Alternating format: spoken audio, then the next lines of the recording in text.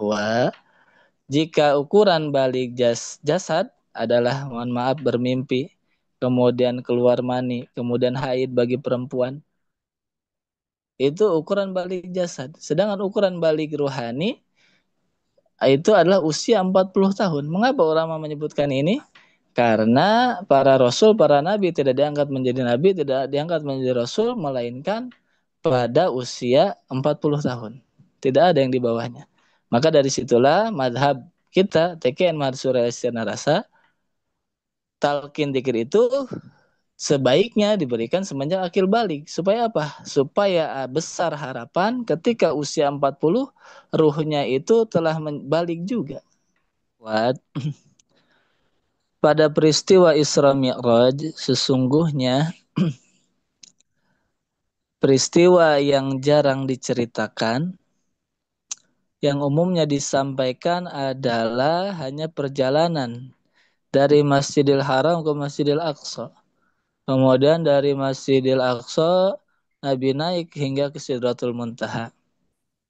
Sesungguhnya sebelum melakukan perjalanan yang panjang itu, ada satu peristiwa, yaitu peristiwa dibersihkannya dada Nabi Muhammad SAW, atau dikenal dengan hadis satu syaqi sodri Rasulullah SAW. Peristiwa dibelahnya dada Nabi untuk kemudian dibersihkan hati Nabi menggunakan air Zam-Zam dan diisi dengan ilmu dan hikmah. Ibu bapak ikhwan dan akhwat, peristiwa dibelahnya dada Nabi sesungguhnya tidak hanya terjadi pada malam Isra dan Mi'raj saja. Paling tidak ada hadis-hadis sahih yang menunjukkan bahwa peristiwa syaqi sodri Rasulillah, dibelahnya dada Rasul itu, paling tidak yang sahih riwayatnya ada 3 kali.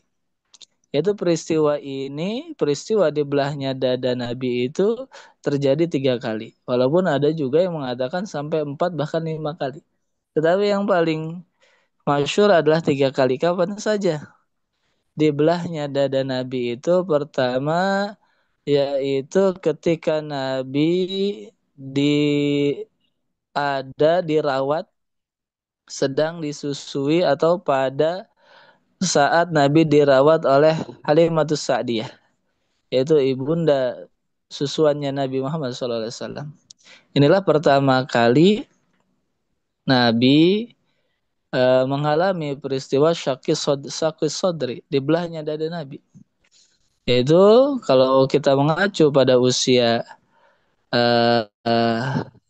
anak yang disusui, maka pada sekitar usia 2 tahun. Kemudian peristiwa kedua, dibelahnya dada Nabi, itu ketika Nabi akan mendapatkan wahyu, ketika Nabi akan menerima nubuah, kenabian, yaitu pada usia 40 tahun. Dan yang ketiga, yaitu inilah sebelum Nabi diisra dan diirajkan oleh Allah, sebelum menempuh perjalanan yang begitu jauh, tetapi ditempuh dengan waktu yang singkat, Nabi dibelah dadanya dan dibersihkan hatinya. Walaupun itu nanti ada makna kiasan, tidak adalah makna yang sesungguhnya. Ibu bapak ikhwan dan akhwat, dari peristiwa di pembelahan dada Nabi ini, paling tidak ada beberapa hal, baik itu pelajaran ataupun menunjukkan keistimewaan Nabi Muhammad SAW. Yang pertama, dibelahnya dada Nabi itu, kata ulama, adalah suatu hal yang menunjukkan keistimewaan Nabi dibandingkan nabi-nabi yang lain. Meskipun ada juga yang menyebutkan bahwa para nabi pada umumnya mengalami juga peristiwa dibelahnya dada seperti yang dialami oleh Nabi Muhammad SAW. Tetapi yang dimaksud di sini adalah di antara keistimewaan Nabi adalah Nabi memperoleh sesuatu yang tidak diperoleh oleh nabi-nabi sebelumnya, kecuali nabi-nabi sebelumnya itu meminta terlebih dahulu kepada Allah. Ada beberapa permintaan sebenarnya, tetapi yang berkaitan dengan pembelahan dada ini yaitu Nabi Musa meminta kepada Allah, Rabbi syrah li sadri. Ya Allah, Rabbi syrah li, lapangkanlah dadaku. Inilah suatu hal yang diberikan oleh Allah kepada Nabi Musa, tetapi kepada Nabi selain Nabi Muhammad, dalam hal ini adalah kepada Nabi Musa, tetapi hal tersebut diberikan sebab wasilah Nabi tersebut meminta kepada Allah. Tetapi lihatlah kepada kekasihnya, kepada manusia paling utama, kepada junjungan kita, kepada baginda kita Nabi Muhammad SAW, Nabi kita tidak meminta, tetapi Allah memberikan itu. Alam nashrah laka sadrak. Nah, para ulama termasuk Fakhruddin Ar-Razi dalam Mafatihul Ghaibnya ketika menjelaskan alam nashrah laka sadrak, di dalamnya di antara sekian banyak riwayat penafsiran mengenai alam nashrah laka sadrak yang bermakna isbat, sungguh telah kami lapangkan dadamu, mencantumkan di dalamnya termasuk makna alam nashrah laka sadrak adalah dibelahnya dada baginda Nabi Muhammad SAW. Maka ini masuk ke dalam tadi keistimewaan yang dimiliki oleh Nabi, sesuatu yang tidak dimiliki oleh nabi-nabi sebelumnya, kecuali nabi sebelumnya meminta, tetapi oleh Allah keistimewaan baginda Nabi, Allah memberikan itu kepada Nabi tanpa Nabi meminta. Kemudian dari peristiwa syakis sadri Rasul, dibelahnya dada Nabi ini juga ada menunjukkan keistimewaan Nabi yang lain. Jika kita melihat riwayat-riwayat hadis, khususnya yang berkaitan dengan peristiwa saat dibelahnya dada Nabi yang pertama, maupun ketika peristiwa Isra dan Mi'raj ini, bahwa Nabi Muhammad SAW ketika didatangi oleh Halimatus Sa'diyah, kemudian ada riwayat lain yang menyebutkan oleh Halimatus Sa'diyah, Nabi itu ditanya apa yang terjadi pada dirinya. Kenapa? Karena ketika peristiwa itu terjadi, Nabi sedang bermain dengan anak-anak sebayanya, seusia dengannya. Tetapi kemudian tiba-tiba datanglah orang asing mengambil Nabi, menelantangkannya, menidurkannya, kemudian membelah dadanya. Sehingga anak-anak yang ada di sana berhamburan. Mereka berlari menuju Halimatus Sa'diyah melaporkan apa yang mereka lihat, bahwa Muhammad telah dibunuh. Maka tentu datanglah Halimatus Sa'diyah dengan bergegas.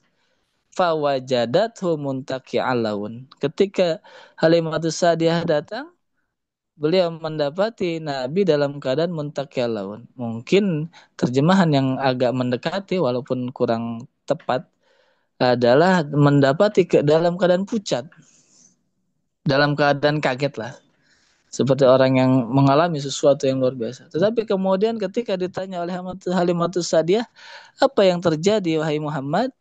Nabi menceritakan itu dengan begitu detail, bahwa telah datang seseorang kepadaku, kemudian orang itu membelah dadaku, mengeluarkan hati dari dalam tubuhku, kemudian mencucinya. Jika kita simak secara sekilas, mungkin ini tidak begitu istimewa. Artinya kita tidak menyadari bahwa ada hal yang sangat istimewa. Apa? Nabi Muhammad SAW bisa menceritakan secara detail, khususnya ketika hatinya diambil dari dalam tubuhnya. Ya, ada seseorang yang membelah dadaku, mengambil hati dari tubuhku, kemudian membersihkannya. Bukankah itu sesuatu yang di luar logika? Mengapa? Itu menunjukkan bahwa Nabi Muhammad SAW dalam keadaan sadar. Bayangkan kalau itu terjadi pada manusia pada umumnya. Mungkin dari dunia kedokteran saja, itu mesti dibius dan lain sebagainya. Tetapi Nabi mengalami itu dalam keadaan sadar bahwa hatinya dikeluarkan dari tubuhnya, tetapi masih dalam keadaan sadar. Inilah kata ulama, di antara mana Muhammadun basyarun walaisa kal basyari. Muhammad itu manusia secara basyariah, tetapi walaisa kal basyari. Tidak seperti manusia seperti kita. Bal huwa yaqutatun wa nasukal hajari. Nabi Muhammad itu permata yang begitu mulia, begitu mahal harganya. Kita ini bersama-sama batu, tetapi batu biasa, kalau kata orang Betawi batu kali, tidak ada nilainya, tidak ada harganya. Apa kata ulama? Ini menunjukkan Nabi Muhammad hayyun billah. Hidupnya Nabi tidak seperti hidupnya manusia kita pada umumnya. Apa kita hidup manusia pada umumnya hayyun bil asbab. Walaupun sebab itu hakikatnya dari Allah, tetapi kita hidup dengan makan dan minum. Andaikan kita yang mengalami peristiwa itu sekarang saja, misalkan dikeluarkan hati dari tubuh kita, pasti secara hukum adat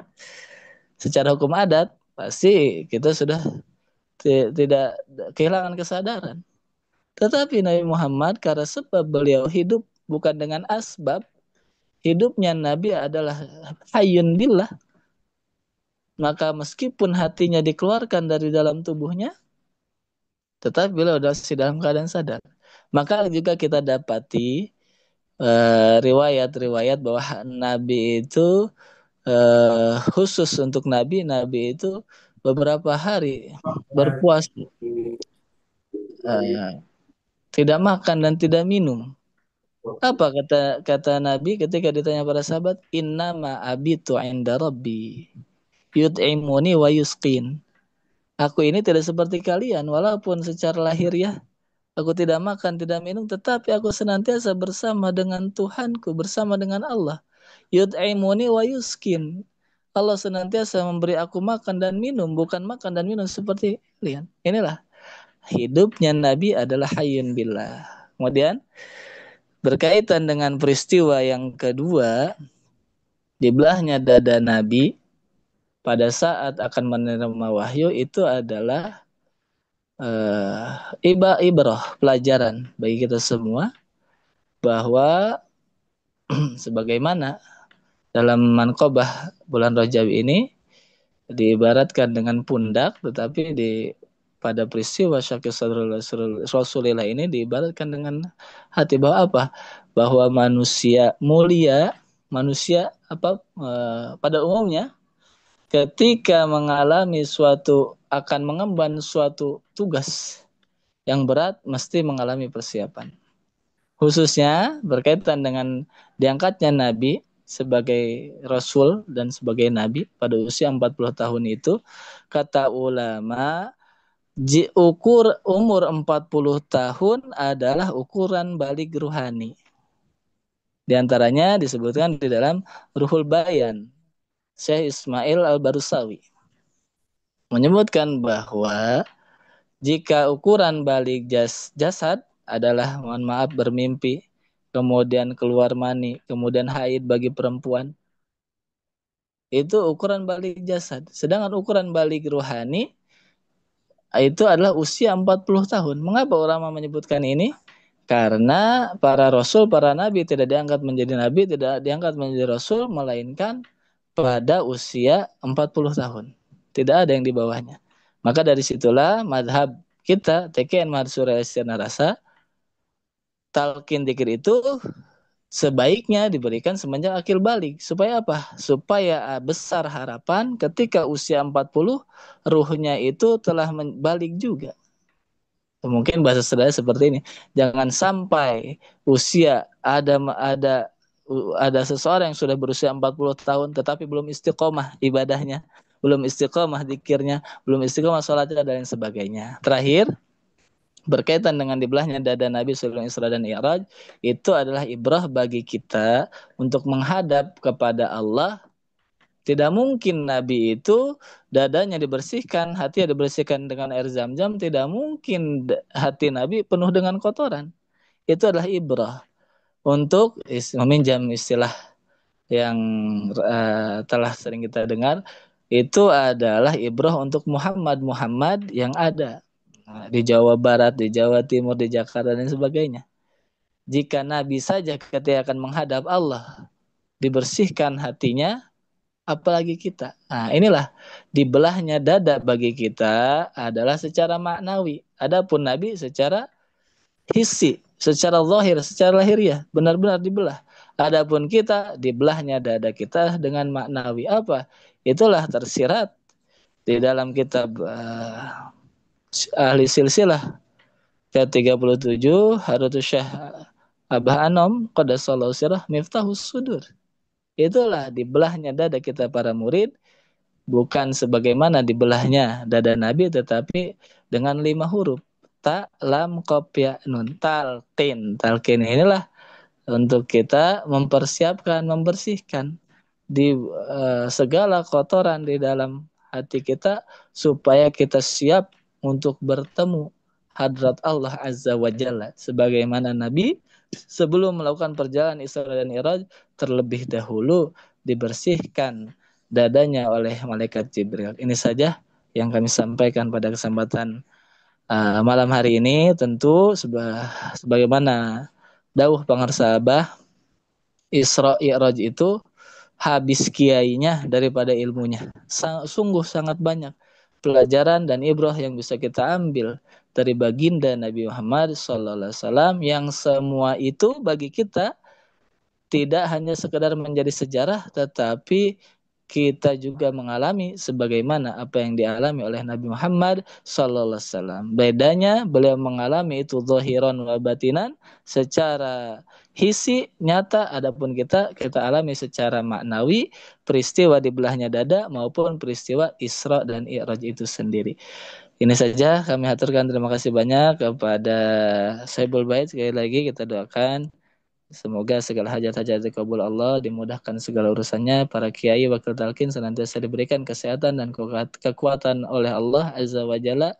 Para ikhwan dan akhwat yang senantiasa membantu, memfasilitasi manakib online senantiasa ada dalam kajambaran rahmaniahnya Allah Azza wa Jalla. Terima kasih. Hadanallahu wa ikum ajma'in. Wassalamualaikum warahmatullahi wabarakatuh.